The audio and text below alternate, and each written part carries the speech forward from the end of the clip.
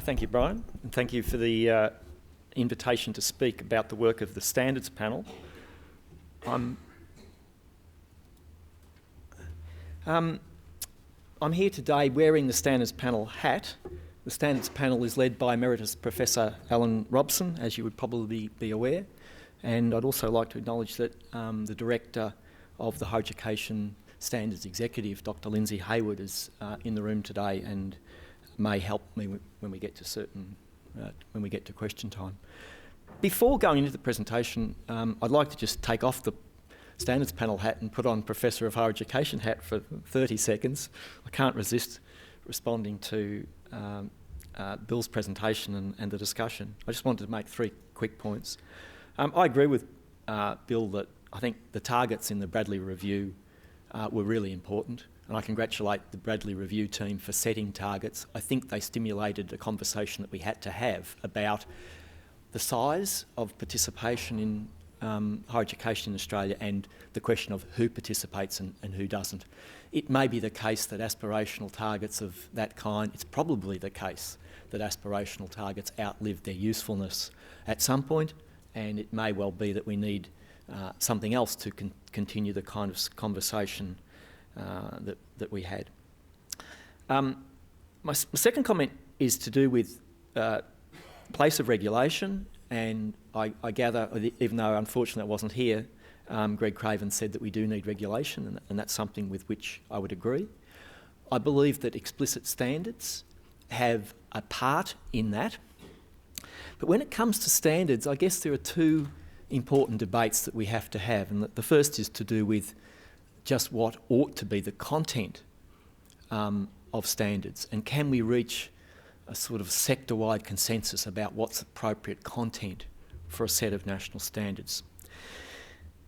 The second debate, though, is quite a different one, and it's a tough one, and that's to do with just how ought standards be used within a complex tertiary sector, complex higher education sector. And I think the view of the Standards Panel that I'll elaborate on a little bit more as I get into the presentation is that we believe a set of standards they're not there merely for the use of the regulator, they're there for all institutions to benefit from. And I think in drafting the standards, we've tried to marry regulator interests, if you like, with institutional interests. I might come back to that point a little more. And my third broad comment on Bill's presentation and the discussion that ensued is clearly the types of providers that we have in Australia and what they're eligible for or not eligible for and what they do or don't do is a major conversation that we have to have. We haven't worked through it properly yet. I think the Bradley Review group did a marvellous job in the work they did. You'd have to say it was the best review that we've had in a long time in Australia in terms of getting traction for a higher education review. But one single review of the Bradley Review kind was never going to do all of the heavy lifting that we have to do in the provider category space. Now that takes me straight into the presentation in many ways, because the Standards Panel has had to think very carefully about the provider category standards and where they fit.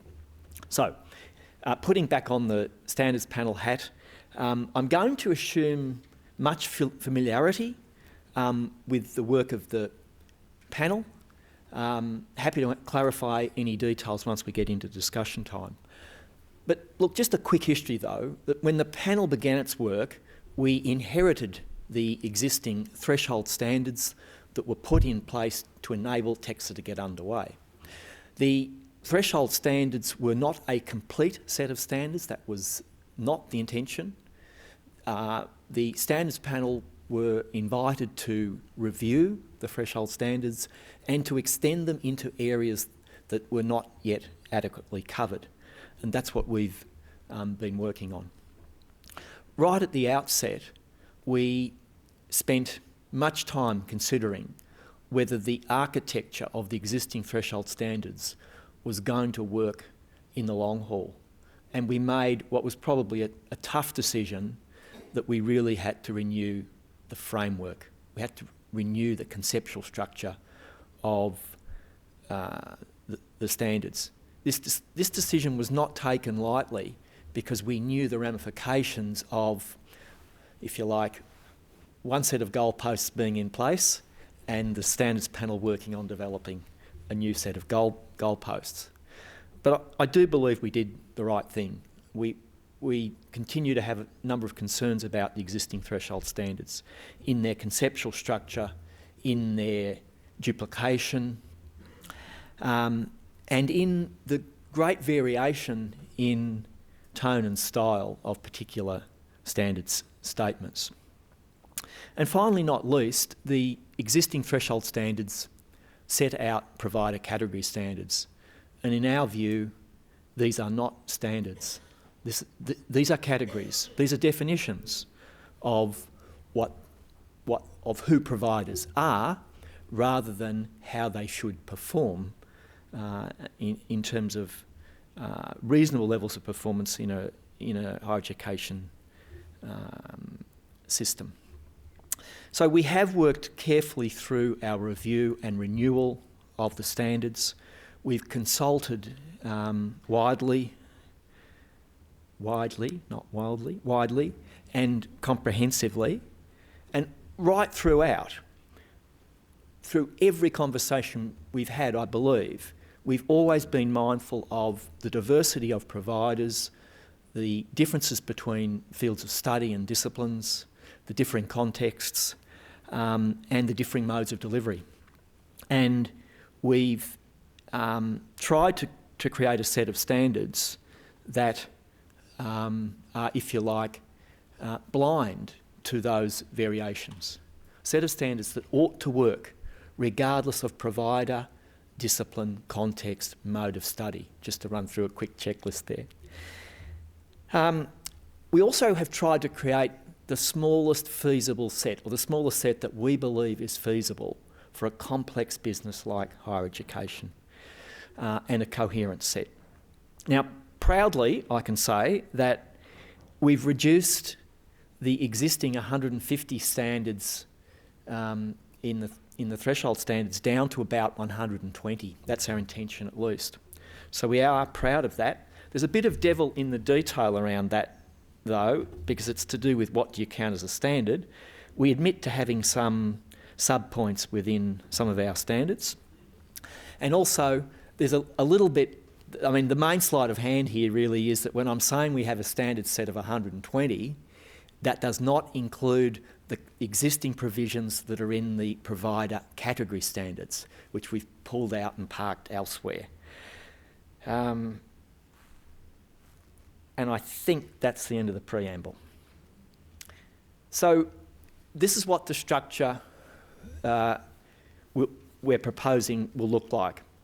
The part A of the structure is to do with a comprehensive set of standards for a notional higher education provider, a comprehensive provider, if you like.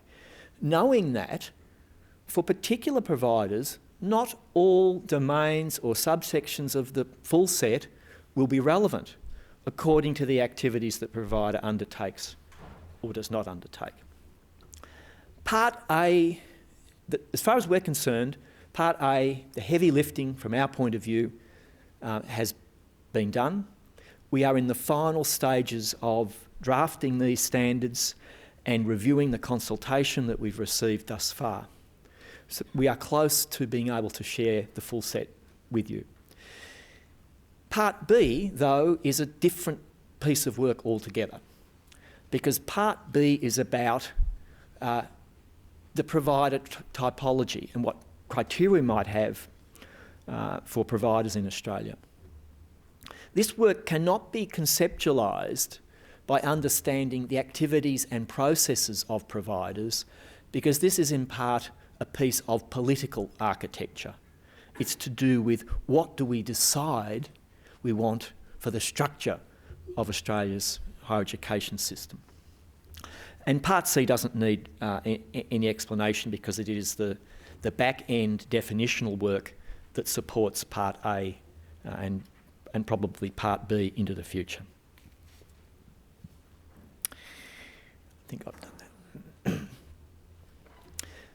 So after much deliberation, we settled on 7 domains. I'm going to give you some insights into the domains and our thinking. I'll share some examples of the standards. I'll probably aim to do this as quickly as possible, and then we can extend the question time, which I think ultimately might be more useful. So after much refinement, we came up with these 7 areas. We believe that it's a robust way of looking at what higher education providers of all types might do, noting that not all providers will undertake all areas. Student participation and attainment, that's the first domain, we see as the centrepiece. So we quite deliberately developed a set of standards that focus, if you like, on the student journey from admission through to achieving a qualification and certification. And the student participation and attainment domain has 6 subdomains. And those 6 sections broadly follow a notional student life cycle. It's not neat or perfect, as you can imagine, but broadly the 6 sections follow a student journey. The subsequent sections in the proposed standards framework apply more directly to what a provider would be expected to reasonably do to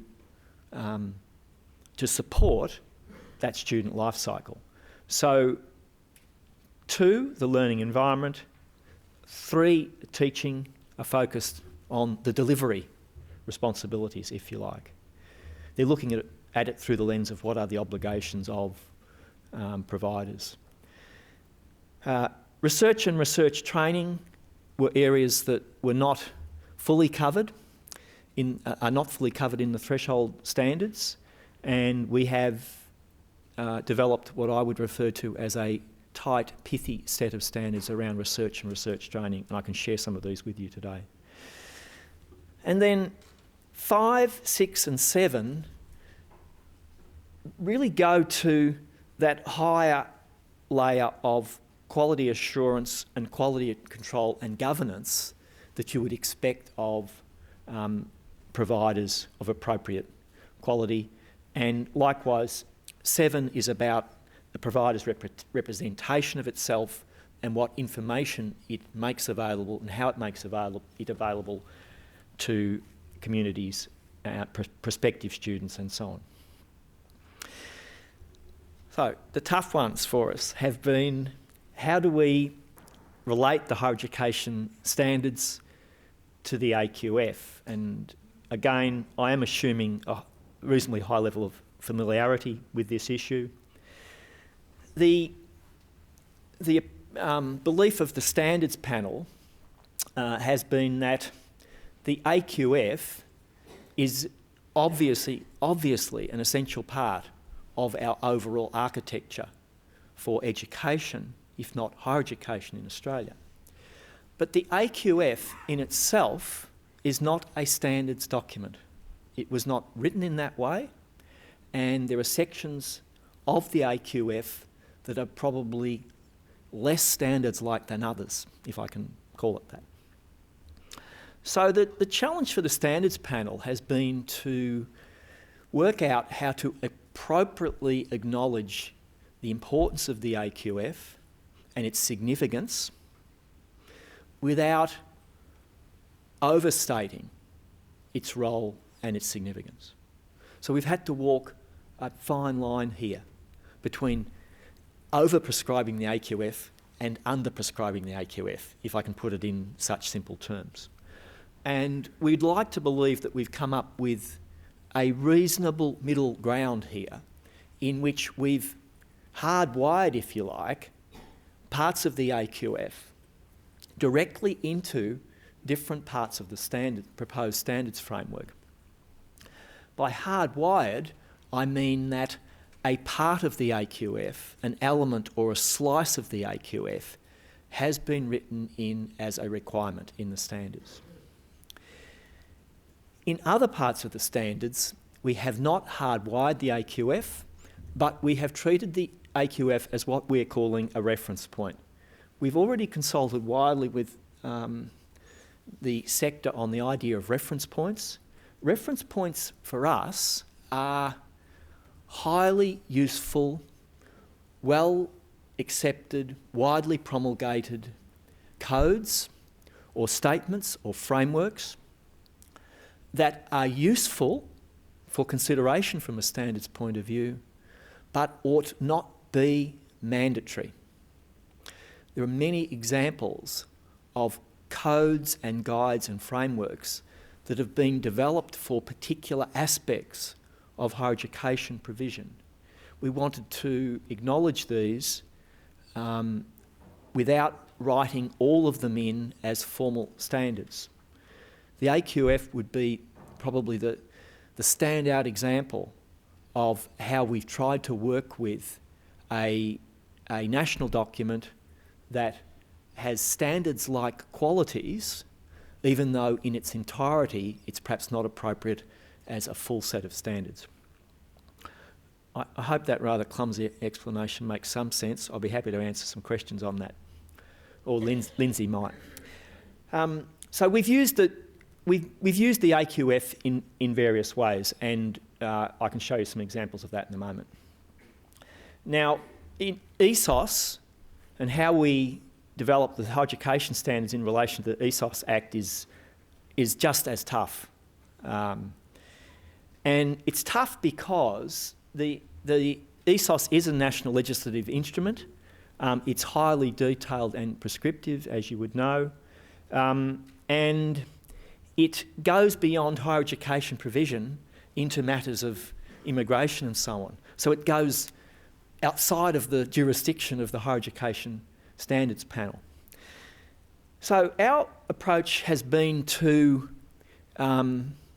mirror or harmonise the relevant aspects of ESOS with our revised, renewed higher education standards. To use ESOS as a reference point wherever appropriate, but more particularly to write standards which mirror or reflect the sentiment of ESOS where it's appropriate. So we've sought, I guess, appropriate alignment without replication, duplication, or inconsistencies, more particularly.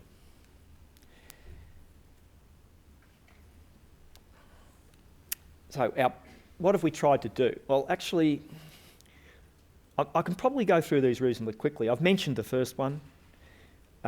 Nothing has been more important to us than that one, I don't think. We've been keen to put a litmus test around each standard to ask the question of, is it really important or not? Is it a risk to quality?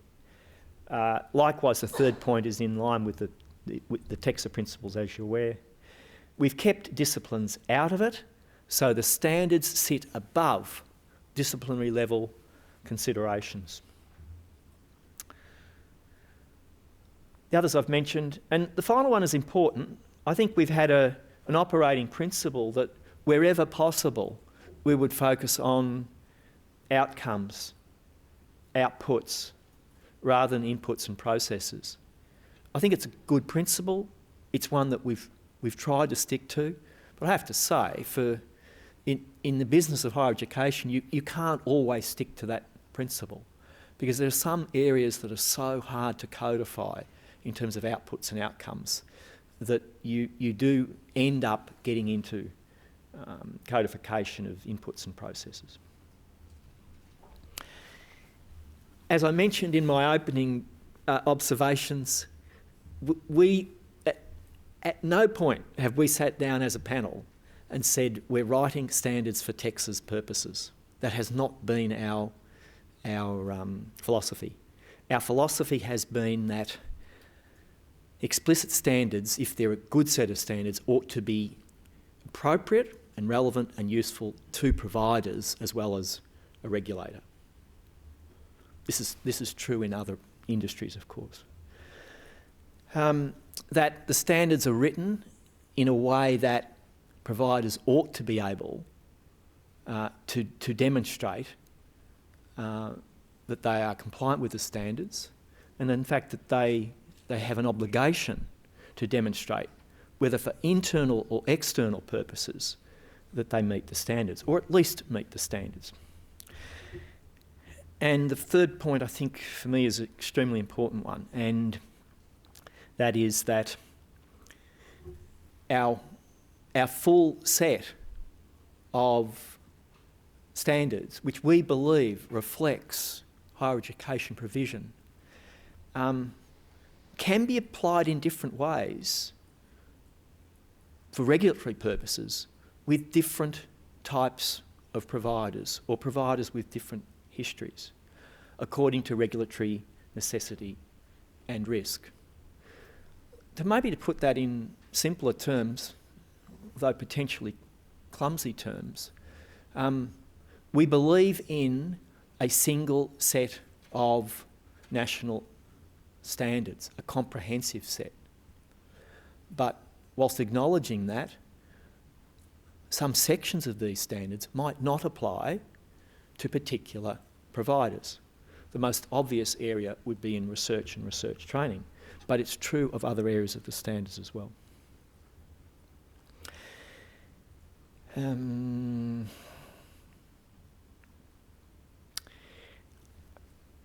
Give you a moment to read that.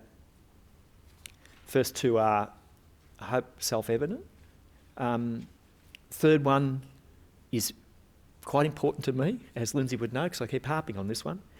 As soon as you write a provider must, then you're not buying into the idea that we share ownership of the standards. I know it's just a tone and style matter, but it's quite important in terms of how we think about the role of standards in the higher education sector. Reference points I've mentioned, and in drafting the standards and thinking about how institutions and a regulator might use them, we've been aware all along that you can't write black and white standards that a robot could regulate against. Professional judgment, expert judgment, peer review, call it what you like, there must be a mechanism for applying expert professional judgment to whether or not a standard is met, or for that matter, that judgment has to be applied to how an institution might choose to demonstrate that it meets a standard or a set of standards. So what do they look like? Well, we have shared some sections of the standards over the past year, particularly when we were trying to get some soundings from the sector on whether our broad framework and whether the tone and style that we were working towards was going to be appropriate. And we're very grateful for the feedback that we received from you. Now, I've got about a dozen slides here with standards examples on them. And it would be really tedious if I spoke to each of them or read them out or tried to explain my thinking. So I'm wondering whether I should just quickly go through them, knowing that I can go back to any of these if you want to have a conversation about them. How does that sound? All right. So it's a sort of eccentric, serendipitous selection here. Learning outcomes and assessment, we think is right at the real pointy end of this. This is what it's all about. And we've crafted what I believe to be a well-rounded set of standards here where we close the loop on definition of learning outcomes and assessment and reporting of them. That's been our broad thinking. So we ask for specification in one. We have a very broad list of what ought to be specified, very high level generic. 3 gets us into methods of assessment.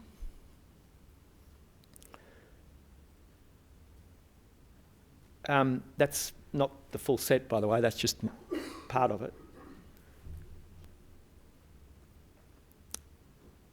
Research, I'm pleased to say, we carved down to 3 standards, right? Only 3 standards. The first is to do with the need for a policy framework.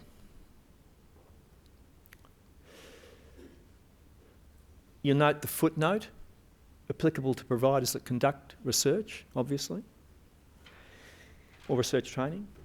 The second standard for research is to do with the relevant qualifications or experience of staff who are undertaking research, and the third is to do with up-to-date, accurate records of outputs.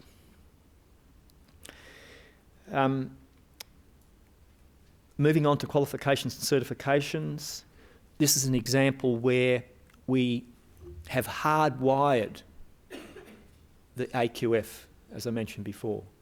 So the hardwiring here is to do with the specification of the level classification for that qualification in the AQF.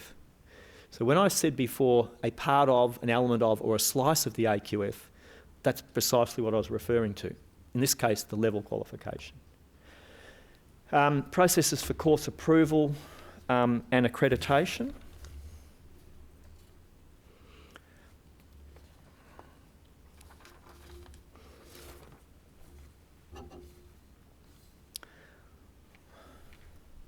Just give you a moment to read that.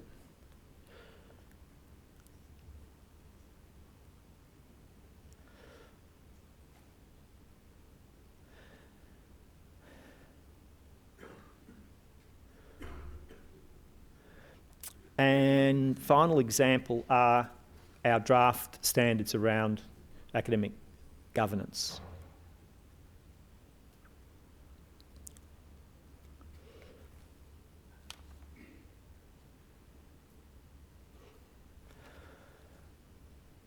It's 1 and 2, 3.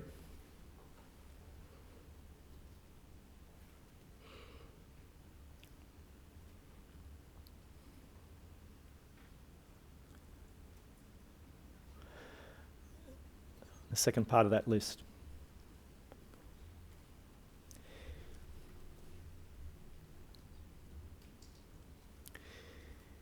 So that's the end of the examples. I realise I've just very quickly waved them at you. Very happy to go back to any of those to explain more of our thinking about particular standards or our thinking about the tone and the style and so on. Final points are to do with where we go next. Obviously, important step is to consult on the full draft set of standards, which will happen soon, we hope. But the continuing development is really around Part B, criteria for providers. This is a discussion that the Higher Education Standards Panel wants to help support, trigger, initiate, contribute to. As I've said, provider categories are not really standards. They are not standards of provision. Provider categories are, if you like, a typology of providers. They have such important implications, though, for the regulation against the standards, but also the policy arena. So we think that as a nation, we need to do some thinking around what do we want from provider categories? How do we deal with the different types of providers and what roles they play or do not play? How should we accommodate startups versus ongoing operations, and so on and so forth? So at this point, it is a work in progress. Our consultation around standards for the time being will be limited to the full set. During 2014, we're hopeful that we'll have a conversation around the criteria for providers. That's it. Happy to respond to any questions or comments that you might have, and as I say, I'll draw Lindsay into this as need be. Thank you very much, Richard. Thank you indeed for sharing the challenge of the work at the higher education standards panel. And can I say for my part, and I'm sure I'm not alone in saying this, I have valued immensely and been impressed with the consultative regime that has been adopted by the panel with great regularity.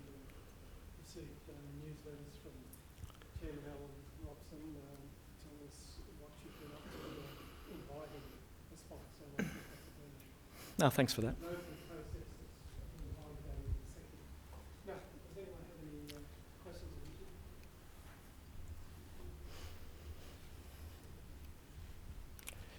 Yes. Oh, I thought I was going to go. Well, sorry, I'm trying not to hog the microphone, but I'll lead off. Get through.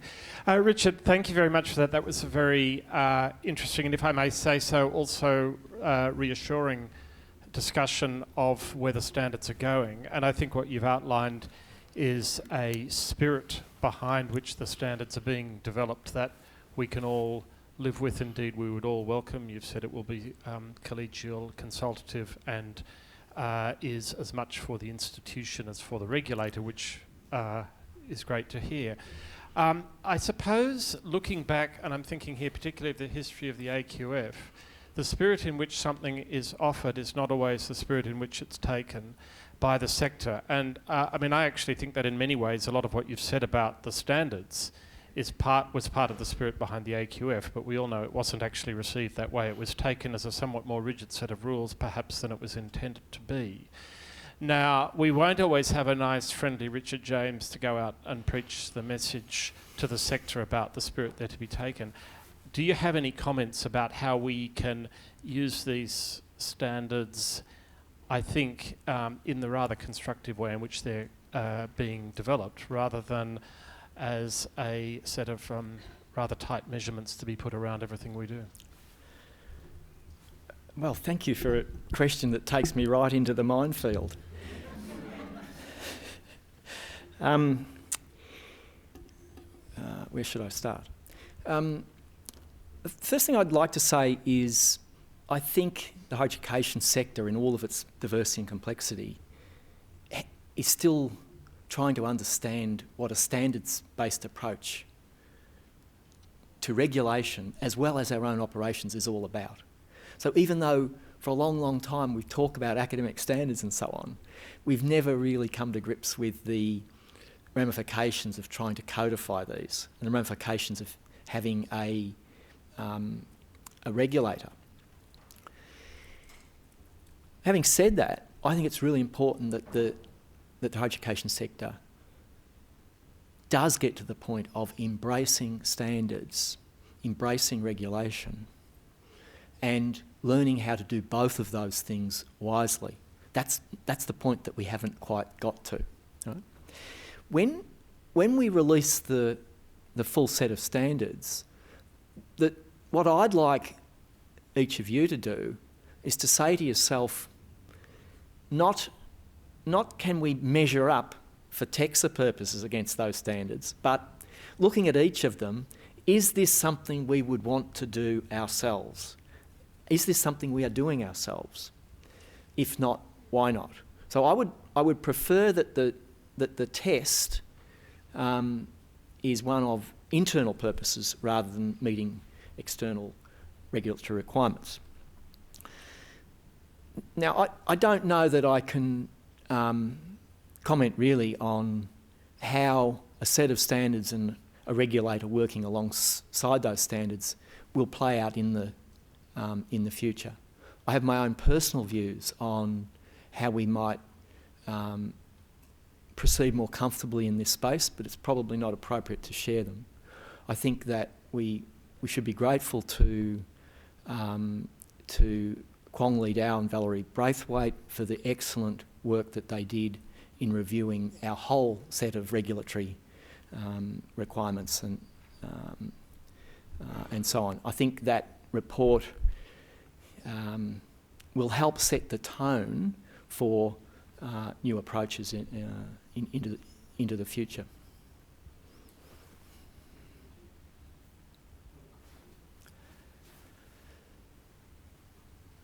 No further questions? Yes, Alan.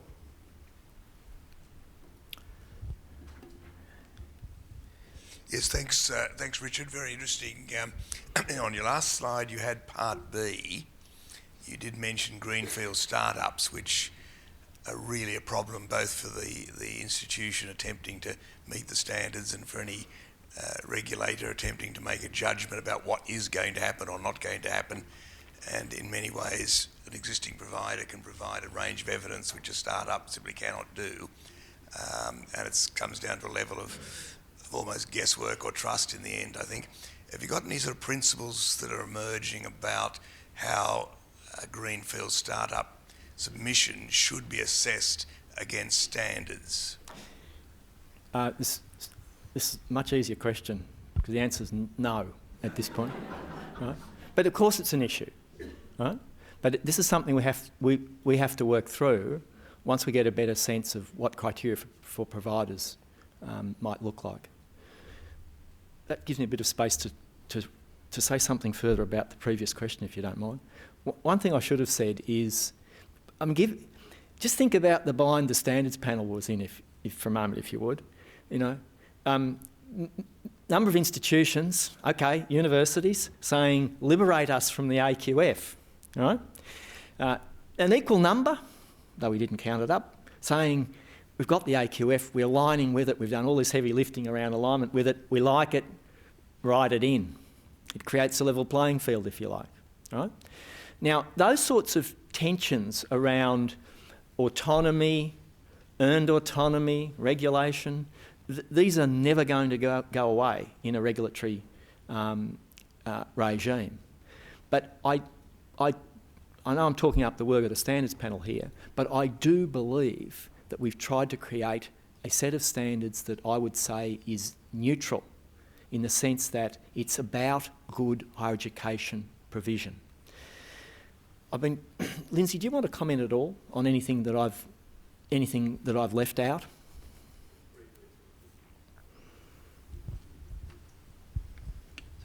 Just to go back to an earlier question about whether the standards will actually work in practice, one thing Richard didn't say is that the panel, in deciding to redraft the standards, started with a fundamental look at how they might actually be set up.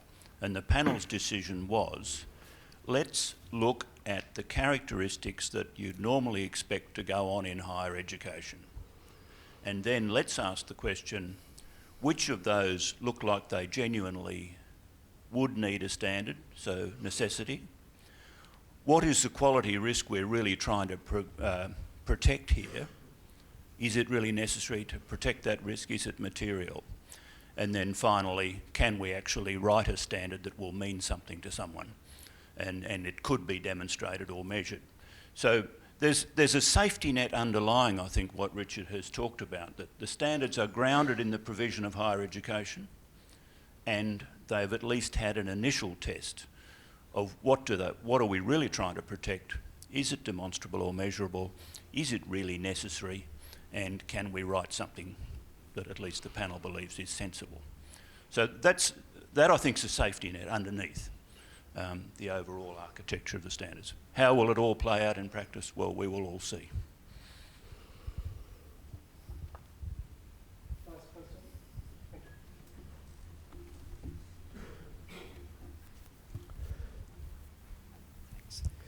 you. In Bill Scales' talk, he talked about students being qualified for entry, and you talked about the first domain being about students and their ability to attain. when we see, and this is not really my term, but a term I borrowed from someone, universities racing to take students with the lowest TER possible, how do you see that fitting in with the higher education standards when there are students trying to get into university who really aren't up to the standards that we require for the outcome at the end of a quality university education? No, thank you. Good question. Although I think it's a bit unfair to say that institutions are racing to find the lowest TER possible. I can read the standard that we've written here before commenting, and it's an obvious one. And it's to do with the obligation of a provider to enrol students who have a reasonable chance of progressing and completing. So admitted students have the academic preparation and skills, including proficiency in English, needed to participate in their intended study and achieve the expected learning outcomes, which is sensible, if not the bleeding obvious, about what student selection ought to be about. So, in practical terms, what I think this means is that if institutions are enrolling students with what are seen to be low enter or TER, then you would like to think that institutions have assessed, in some other ways perhaps, the capability of students and their preparedness to progress and succeed in the academic environment. This is a good example of where you cannot codify in standards the diversity and the judgment and the professionalism that must be going on at institutional level or field of study level. Imagine for a moment trying to write a standard around who gets in and who doesn't, right? It's not going to happen, not with this standards panel at least.